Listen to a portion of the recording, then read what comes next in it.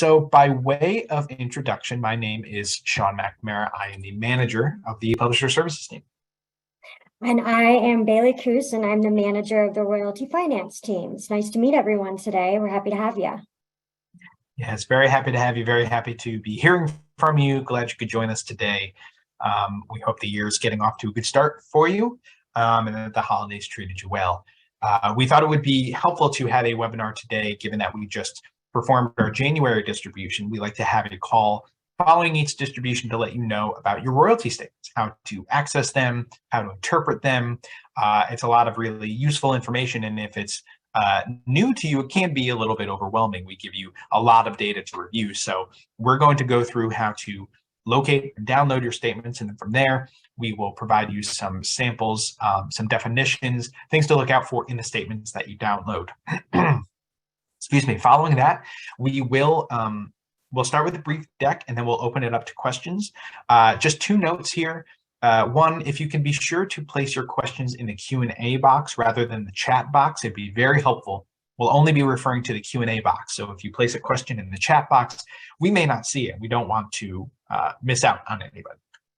So please be sure to put your questions there.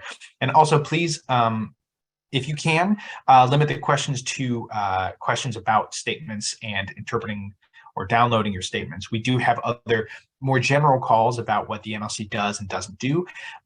We also have those on a semi-regular basis. We can potentially put some next dates up on the website or for your reference here, but we would like to keep this to statements so that questions about statements aren't missed. So please keep that in mind as we go forward. That's right. So we have an upcoming webinar schedule in the chat box. You could refer to that as well. So with that said, I'm going to start with a pretty brief deck, and I will present that now. Share my screen. All right. Bailey, can you see that? Yep, looks good. Okay, that's great. Let's present. There we go. All right. I was wondering why that was grayed out. Had a little panic attack, but we're here now. So thanks again, everybody, for joining us. The first thing I will note is that if you love what we present, if you want to connect with us, after that, you can always reach out to us by email or by phone, but we also have a lot of really great social media accounts that we'd love to have you follow us there. We'd love to connect with you there. You can find us on LinkedIn, Instagram, Twitter, Facebook, and YouTube. Personally, I'm an Instagram guy, can really vouch for what we post there. It's really interesting stuff. And we would love to connect with you on that level as well. So give us a follow. It'd be really fun. All right, so before we get into the statements and how to download them, I just want to give a brief overview about how our distribution cycles work. There's a few key points of information here that I think will be really helpful.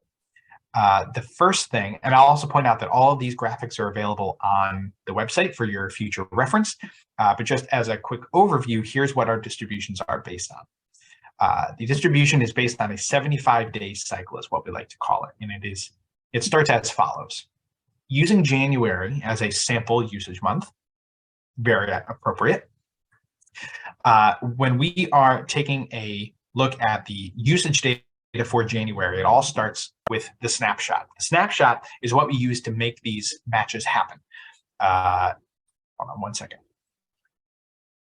So that will always follow the 10th day after the usage month in question. So in this case, for January usage, we take a snapshot on or around February 10th, and we use that snapshot to match for January usage. From there, the next deadline you should know about is day 70 of the 75-day cycle. Day 70 is the deadline to be updating your payment information because, of course, now that we have found royalties for you, we've matched it to your usage, and we're ready to pay you, we want to make sure that it's getting to the right bank account, to the right people. So it's very important that by day 70, you make sure that that information is on file and correct with us, because then day 75 is when we pay you. So that is the general 75-day cycle. So that means in January, for January usage, we take a snapshot of that data on February 10th, and that's day 10. Day 70 is when you need to update your payment information, and then day 75, which would be in mid-April, is when you would get paid for that January usage. If you want to put all of those dates together, we do have this distribution schedule that is up in the right-hand corner. This is updated on a regular basis on our website, but it will tell you when to expect the distribution and what usage period will be going out in that distribution. So keep all of that in mind. And again, this is all up on our website for future reference if you have any further questions. Okay, so now that all of your works have been matched, you've been paid, and that lump sum has hit your bank account, of course, you want to know what you're getting paid for. Well, the good news is that we have a lot of detailed royalty statements available for you in the portal, and we're going to tell you how to get there. The first thing you need to know is that you need to be in the Royalties tab. You can find that in the menu on the left-hand side of your screen on the home page of your portal once you've logged in. So click on over to Royalties, and you'll see this.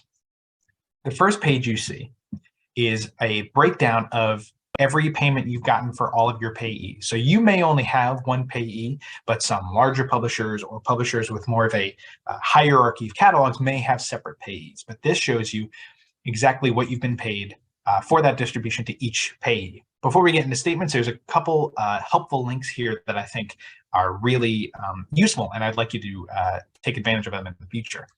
First thing is the payee activity column.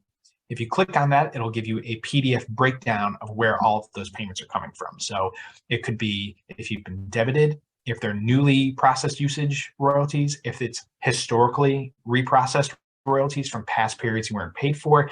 All of that will be outlined line by line on that PDF. It's a really nice kind of cover page to essentially your statements. I'll also point out as the distribution notes.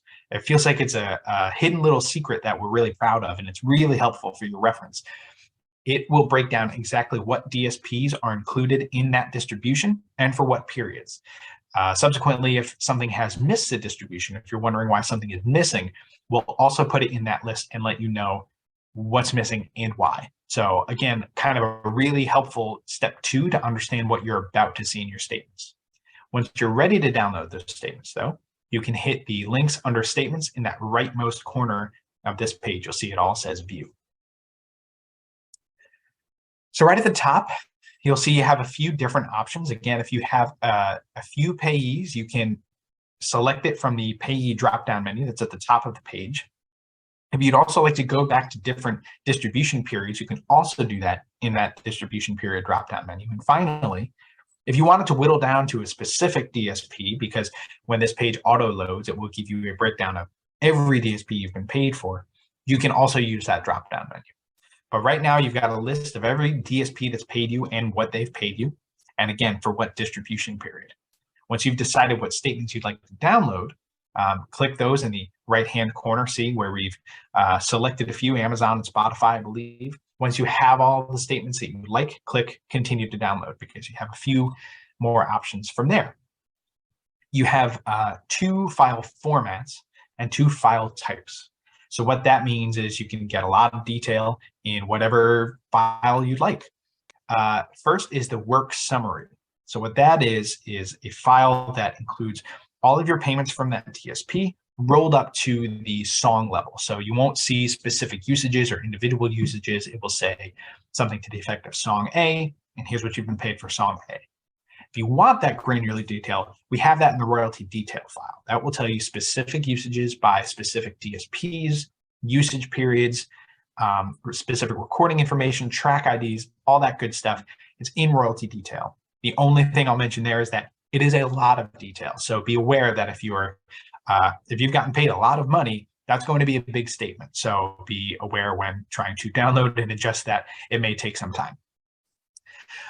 From there, once you've decided what kind of statement you want to look at, you can download either consolidated or an individual file. So that's pretty simple. Consolidated will give you all of the payments from all of the DSPs in one file. Individual will generate separate statements for each DSP. Again, something to keep in mind there is that if you are downloading for all of the DSPs all at once and it's a large sum of money and data, again, be aware of download times. Because once you click download, you will be emailed a link to download.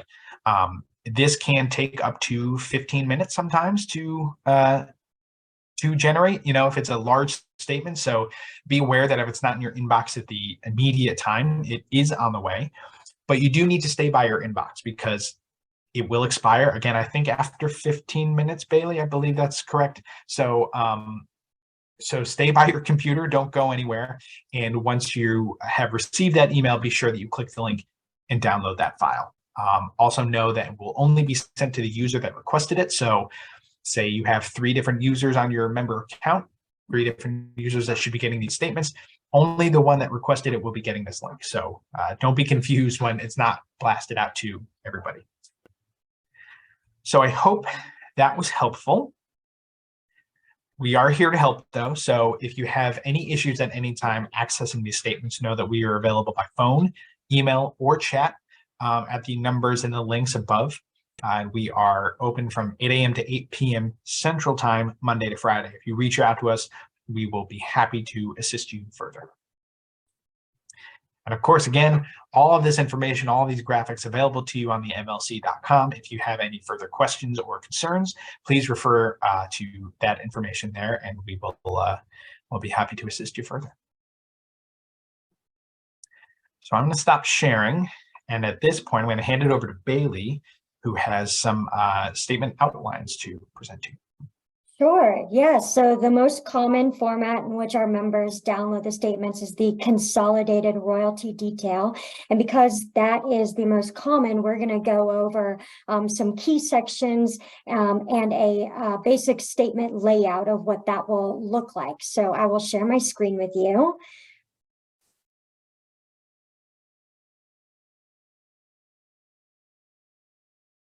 John, how's that looking? Can you see everything all right? Awesome. All righty. So the first key section of a detailed royalty consolidated statement that we're going to go over is the distribution section. I think this kind of speaks for itself. However, I'm happy to go into further detail about what those means. Basically, each of these columns 1 through 3, is the distribution in which you are receiving your money. So for example, if it is the January distribution period, you should see this populated with January 2023 on your statements. The next key section of your statements is the member payee section. And what this section is basically everything about the account and the specific payee in which you're being paid out for. So you'll have your member MLC number, the member name, your member IPI number, which is the interested parties information number. It's a 9 to 11 digit international identification number assigned to songwriters and publishers by their PROs to uniquely identify them. Further into, you will see the specific payee for which person you're being paid out for. So if you are a administrator that has multiple different payee accounts that you collect under, this is where you will find that specific payee in which you're collecting for on your statement. So you will see the same thing, the MLC number, the payee name, and the payee IPI number. If you are an administrator for a specific payee, this is the section where you will actually see the information for you as the administrator. So you will see again the administrator MLC number, the administrator name, and the administrator IPI. And then it even goes as granular as to the original publisher that you are specifically collecting for. This is there so that if you have multiple different publishers on one work registration that you're collecting for, this will separate those shares out for you. So you'll have your original publisher MLC number, your original publisher name, the IPI number, and so on. It's important to mention that if you are a self-administered singer-songwriter, you will most likely see the same account payee names in all of these sections, as you only have one payee that you are collecting for, and it's the same name as your kind of account name that you can access in the portal. All of these others are for kind of more complex setups where you have multiple different payees and publishers that you might be collecting for. The next section on the statement that is really key is everything regarding the usage in which you're being paid out for. So you will see the usage period start date, which is the beginning date for the royalty period of reporting. You'll see the usage period end date, which is actually the ending date for the period of royalty reporting. You will see the DSP identifier in the name. The identifier is just a unique 6-character identifier assigned to a DSP. And then the DSP name is exactly that. So whatever DSP you're collecting for, whether it's Spotify, Apple, that is where you'll be able to identify which DSP. And then there are some other useful things in here: the consumer offering, the storefront, the use type. So that is the nature in which the service as used by the consumer. Different types you might see could include streaming, downloads, ringtones, etc. You will also see the territory. This will always be populated with the United States, as we only collect and distribute royalties for usage in the United States only. And then if you have any voluntary licenses directly with a DSP, this is where you will see the voluntary license identifier. This is a unique identifier assigned by the MLC for the identification of voluntary licenses between a DSP and a rights holder, to the extent such licenses are administered by the MLC. If you have any further questions about voluntary licenses, feel free to attend our other webinars, as they will address those a little bit more in those others. The next section is everything regarding the actual work registration in which you're being paid out for. So this will include the MLC song code, the member song identifier, the ISWC if it's available. You'll see the work title.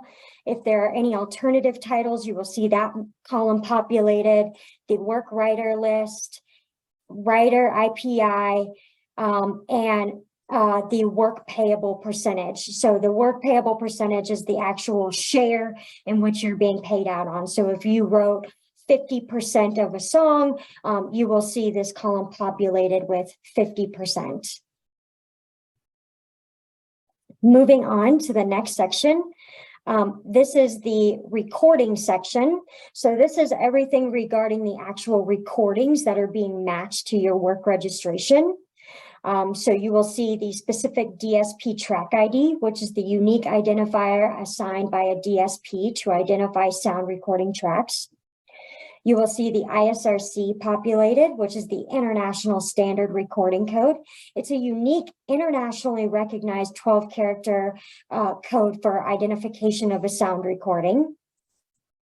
You'll see the recording title, the recording version, if there are multiple versions of a song that have been recorded. You'll see the display artist name, and you'll see the duration of the song as well. So that is just how long the song is. The next section is everything regarding the actual product in which the sound recording was included on. So for example, if the sound recording was included on an album that you released, this is the section where you will see all of that information relating to the actual album as a whole. So you will see the ICPN number, which is used as a proxy for the identification of a product. You'll see the catalog number, which is a product, or it's the catalog number of the product assigned by the issuing record label.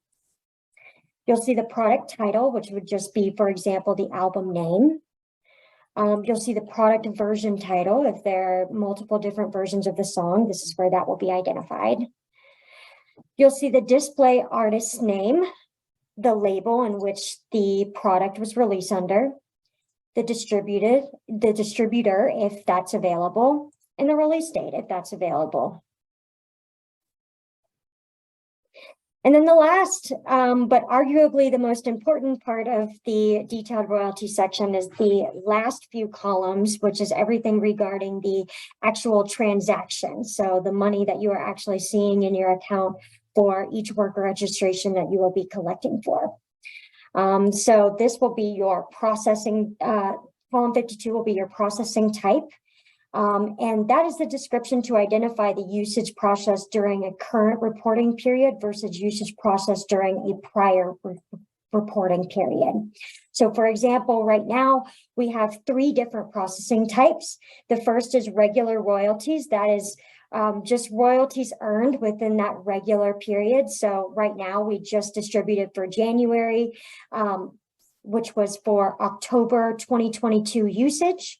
So everything that was earned during that usage period would be reflected as regular royalties coming in on your January 2023 statement. We have reprocessing, which is royalties that are essentially reprocessed and earned during prior usage periods in which your claim may not have been reflected on the work. So this is everything that you might be earning prior to any prior usage periods, not the regular distribution period that's currently being reported. And then the last processing type is historical, and this is everything regarding historical unmatched royalties. If you have any questions regarding that, please refer to our website or any other webinars. They'll be happy to address that there. Next is the correction indicator column. This is an indicator applied to a transaction by the MLC to identify where a royalty debit or a reversal or a credit correction adjustment has been applied. So this, if for any reason there are any debit or credit adjustments applied to your statements, this is the column to look for. The next section is the sender transaction ID, which is the unique identifier assigned to the digital sales report. Next column is the number of usages. So this would be, for example, like the number of streams that you are being paid out for. I'm going to skip down here to these last few sections. So this section 57 is the effective royalty rate in which you're being paid out. The next section is the share adjusted royalty rate, which is the effective royalty rate applied to the applicable work payable percentage to derive the per work royalty amount. And then these last few sections is the actual dollar amounts that you're going to be seeing. So section 59 is the royalty amount. This is the royalties applied to each transaction before late fees or interest are applied. If there are any late fees or interest applied to any lines in your statement, you will see that outlined in the next 2 sections, the late fee amount and the interest amount. And then the final column on your statement is the actual distributed amount. This is what you actually received for the usage and for each song that is registered in your catalog. That is the number that you should see in your bank account if you were to add every line up on the statement. So that is just the final amount that was earned for each of your works. This royalty detail statement layout is on our website for your reference. It is very helpful so you can see every section on your statement and what each section means in these descriptions. You can find that by going to our website, going to the How It Works tab. You'll see a subsection for blanket royalties. And then there's a small excerpt that says the MLC royalty detail statement layout provides royalty data corresponding with the individual sound recordings contained in a DSP usage report. Click here to view the royalty detail statement layout. If you click there, you will get the exact spreadsheet that I just showed you in this webinar today. And with all that being said, I think that concludes my spiel and we can move on to our Q&A. Sean, I will bounce back to you to get that going. Absolutely. Thanks. That was a very good and helpful spiel. So appreciate that. We do have a few questions to kick things off, so we'll get to those in a second. Just again, as a reminder to everybody, if you have a question, please make sure that it is popped in the Q&A box rather than the chat box. I'm not looking at the chat box and I don't want to miss your question. And again, if we can keep these to about royalties and royalty statements, that's very helpful. We do have other webinars about other topics. A link to our schedule for webinars is in the chat box, and we would invite you to join us for those topics as well. But today we're going to mainly focus on royalties and royalty statements. So with that said, the first question is from Jeremy. Jeremy asks, how do I go about collecting international royalties? The short answer is you'll have to go international. So the MLC is just related to the blanket license that was passed in 2018. We only collect and pay out royalties from DSPs in the US under that blanket license. So unfortunately, we do not administer or distribute or collect any international royalties. If you have any questions about those, I would recommend reaching out to the rights organizations in those countries and opening up that conversation with them. But unfortunately, that's out of our purview. We really couldn't advise you any further, nor could we collect those royalties for you.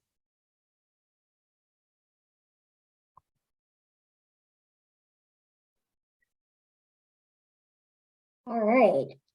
It looks like there is a question from Gibbs regarding, he said, I'd love to know how you handle the issue of a member who signs up with the MLC, but also signs up with a publishing administrator like Songtrust around the same time.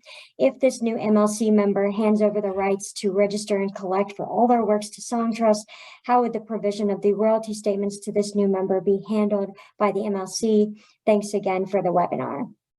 Sean, I will pass that off to you since this Sure. goes under your purview. You're the expert in this. Yeah, no worries. And you can take the next question for that same reason.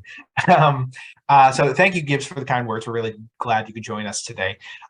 So it's a pretty cut and dry answer, I will say. So if you have signed up to have your publishing administered by another company like Songtrust, or there are other distribution companies like a CD Baby or TuneCore that provide these services, you should not be registering as your own member. These registered songs can only be under one member. So if somebody else is administering your works, they will be responsible for registering the works to our database and making sure that those shares and that information is up to date in our database. And then they will be paid all of the money that is collected by the MLC and distributed to its members for them to then pay you out. So the kind of short answer is, if you've signed up to have your works administered by somebody else, they will handle the registration. They will also be paid and be responsible for passing those royalties out to you. I hope that helps. And again, and also an important note, I should add, you also wouldn't have direct access to these works, nor would you have direct access to royalty statements. That's all something you would need to discuss with Songtrust, etc., and whoever you might be using. Bailey, I guess that one is for you. Kevin asks, where would the late fees derive from? Sure, yes. So late fees derive, if you go into a specific distribution and you look at downloading your statements and you reference the handy dandy distribution notes, and you see that a DSP might be excluded from a distribution. There are various reasons for why a DSP might be excluded from a specific distribution, whether we found something within the usage data that we need them to look over and kind of resend us, or there could be multiple other issues regarding why a DSP might not be included. If they are not included and they do not get their payment to us in time, we charge them a late fee. And once we charge them a late fee, we actually distribute those out to our members because that DSP did not get their usage, or whatever the reason may be, in time for us to pay you out accordingly. So that's where they derive from. Very nice. Monique asks, what is the process and how long does it take to dispute a royalty? I'll be honest, I'm not entirely clear on what you mean, but I think it could mean a few things. So if I miss the mark, please follow up. But if you are suggesting, let's say, that you are missing royalties, some helpful detail will be would be very helpful to us. So if you are missing a particular usage period, I would suggest letting us know what usage periods you're missing, but there's a few other things that you can check on yourself before it gets escalated to us. So the first thing is making sure that your songs are registered to our database, making sure that we're talking about royalties falling within our 75-day cycle, right? So this is an inquiry I see quite a bit, where somebody registers a song in January, the February distribution comes out, and they may not know where their royalties are. It's important to keep that cycle in mind, because if you've registered a share in January, that snapshot will follow. We won't be distributing you any royalties until that January usage is distributed to you in April. So make sure that you're within that time frame. And then once you've done that, you can also take a look at our matching tool.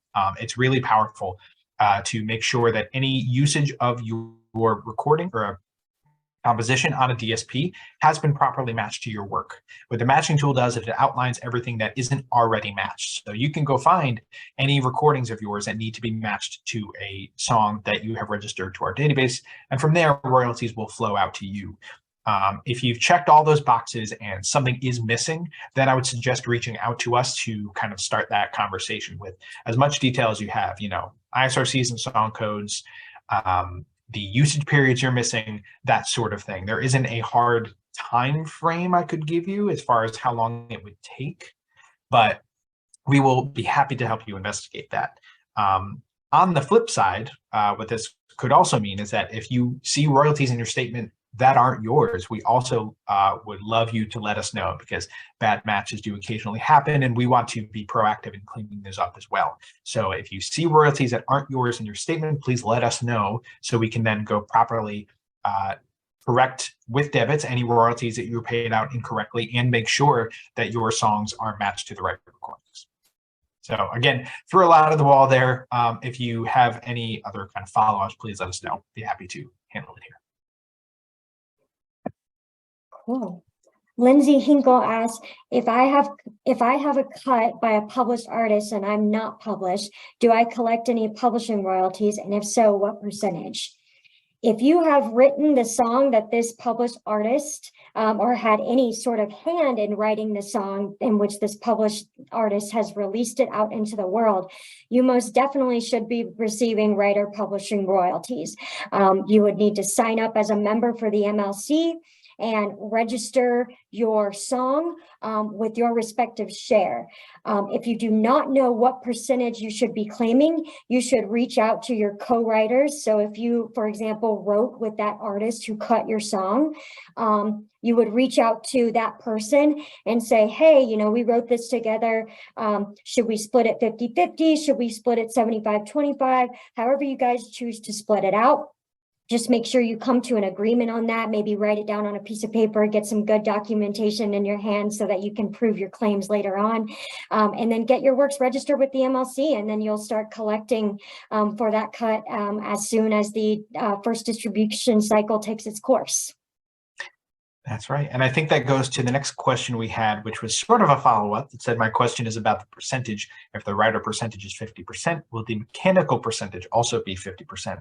Again, that will go to what sort of deal you have with your co-writers, with your co-publishers. You can't really say that it's a one-for-one match because, again, we do not collect any royalties on behalf of the writer share. We simply collect mechanical royalties on behalf of publishers, on behalf of the mechanical shares that they register to our database. So if you have any questions about those splits, again, yeah, I would, to echo Bailey, reach out to your co-writers, to your co-publishers, and have those discussions to make sure that we have all the data that we need. I do see Monique had followed up, and I'm glad you did, because it's one thing I didn't hit on. Monique followed up and said the music is registered to our database, but 100% of the royalties have been claimed. These royalties are years old, just starting to claim. So there's a few things that we can unpack there. The first thing is if this is truly a conflict, right, where somebody else is claiming a song that you have a share on in our database, then we can start a conflict. So for that, I would reach out to our support team, and they will help kind of redirect you. It may come to the publisher services team, but essentially, we will ask everybody on the song to confirm their claims. If there is still a conflict there, we will help sort that out through documentation, through kind of reaching out to all parties and facilitating a conversation. And from there, we can hopefully resolve whatever conflict might be there. If we're talking about really old royalties, though, you're saying years back, we have limited visibility into that. So to back up a second, the MLC kind of started operations in 2021, and we collect royalties from January 1st, 2021 and forward. Anything new from that point forward, we collect and distribute. We collect some historical royalties under the guise of what we call the historical unmatched. DSPs have forwarded us data from years past and money from years past that they hadn't processed and paid out. What we're doing is helping them sort that out, process that money, and pay it out to you. There may be some money for you in there if the song is registered and all of the matches are correct. However, if it's not in the historical unmatched, we unfortunately can't do much more than that. That would be out of our purview because we only distribute from January 1st, 2021 and forward. So first thing I would do is look in our matching tool, look at the recordings that you're trying to review and see if there's anything in there. There's two indicators that are important on each line item. There's a B and an H. There's B for blanket licensing, which means anything new that we've collected. That's again, the 2021 and forward royalties. And then there's an H for historical. If there's anything going back to, I've seen as early as 2010 for some DSPs, it will be under there under historical. But again, if that hasn't been matched already, because you may already see some historical royalties in your statements, or if it's not in the matching tool, and again, all the matches are correct, your song is on file, then we would ask you to reach out to the DSP directly, because that is not, those are not royalties we otherwise would be like helping chase down, I guess. I hope that helps, but again, feel free to follow up if I missed the mark. All right, so we have another follow-up question from Gibbs. Says, thanks. So in case the administration period with the publishing admin is done for the artist works, is there a way these works can be shifted to the artist's member account? Yes, is the short answer. If your term with the current administrator that you have chosen to collect royalties on your behalf, if the term is done, if you no longer, or they are no longer entitled to collect on your behalf, then we would, do a catalog transfer, and those are talked about a little bit more in some of our other webinars. If you have any further questions about how to transfer works from one catalog to another for various reasons, feel free to reach out to our support team and they will help you out with that. That's right. Okay, Antoinette asks, we receive royalties from the rest of the DSPs except from Spotify for specific work registered. Why is that? What happens to the royalties that should be paid to us? So I'm going to assume, as we've mentioned in a few other questions, that A, the work is properly registered in your database, and that's a very good first step, is making sure that we have that song properly. And that all of the matches are in place. You've looked in the matching tool, there's nothing there.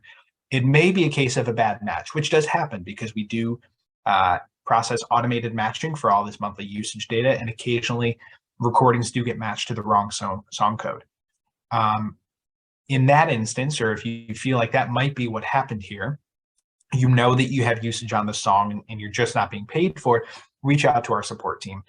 If you have, again, that song code and that ISRC, we can check on our end to make sure that the matches are correct. If the matches are incorrect, we will break those matches, make sure that the recording metadata is linked to your song code properly, and then any royalties that have been paid out, perhaps incorrectly, we'll debit it to pay you out correctly. But that's kind of getting ahead of ourselves a little bit. I would just double check that we have everything on file. And then if you have any questions about those sort of matches, send those on and we'll be happy to look into that for you. You can also check the matching tool too. If you know the ISRC for the recording, you can go into the matching tool within your portal and see if any Spotify usage has been matched to your work. And if it hasn't, you can actually manually go in and make sure that you match it yourself. So I highly recommend that, checking there. And then if you're still having issues, like Sean said, reach out to support and they will help you. That's right. Scott asks, I've had trouble downloading the PDF statement within Adobe. The error message states either not a supported type file or because the file has been damaged. Also looks like the file has an extension with .tsv. What's the trick? So all of our detailed royalty statements are in TSV file format, which you should be able to open up with Excel. I'm not sure about the PDF and what's going on with your error message. I haven't seen that. I would just say reach out to our support team.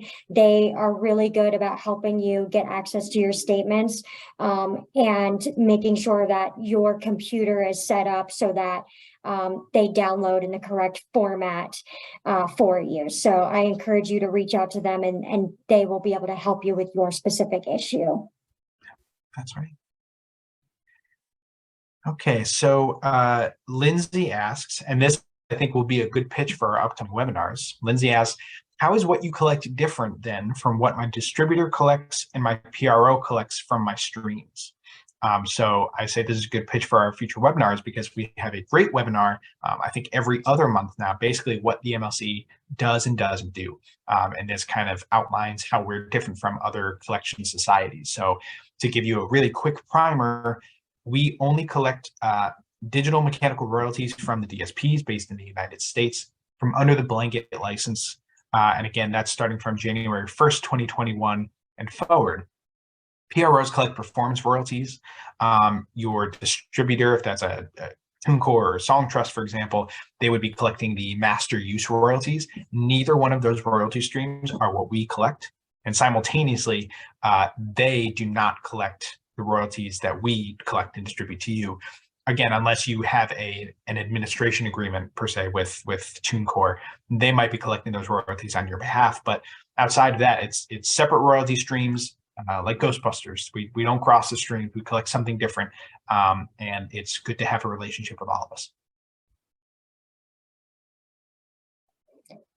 Lonnie still asks, can you again review how to select the file type in the royalty statement download section, or where I can review the deck? I would just encourage you to go to your member portal in the statement section.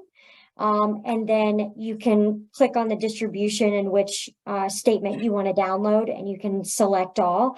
Currently, all statements are downloaded in a TSV format, which is compatible with Excel, and you should be able to open it. Again, if you have any issues with downloading your statements, I encourage you to reach out to support. They're really helpful, and they're, I think, experts on how to educate you on how to download your statements. So I encourage you to reach out to them to help you with your specific issue.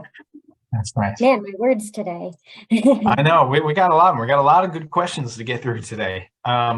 It looks like we have one final question. So if anybody has any other late breaking questions, get them in now. Otherwise, we'll close with this. Monique asks, what's the easiest way to get works onto your database? Again, that would be a good question for our next webinar, what we do and don't do. It's a little more general about how we utilize our tools and what's available to you in the portal. But we do have a number of registration tools available to you in your member portal. If you're a much bigger publisher with a really large catalog, we have CWR files. We have a bulk Excel spreadsheet that we can use if you're uploading a large amount of songs all at once. It's a formatted template, pretty easy to fill out and then upload to our website. If you're registering on a song-by-song basis, however, we also do have a tool for registering songs on an individual basis, whereby we ask for title, shares, writers, AKAs, all that good stuff. Just go to the homepage of your member portal, and there should be a tab for registrations on the left side, I believe is what it's called. It's under your catalog. It's now escaping me, but it's pretty easy to find, and the steps are pretty easy. So if you have any further questions, need any further help there, that's where our support team comes in. With that said, I think that's about all the questions we have. So I'll say thank you so much, everybody, for joining us today. It's been really lovely chatting with all of you. Really great questions. We hope this has been helpful, and we look forward to hosting you with our other webinars and answering more questions at that time. Again, we remain happy to help, so please reach out to us by email, by phone, or by our chat in the portal, and we will be happy to talk to you there. All right. Take care, everybody. Bye. Thank you.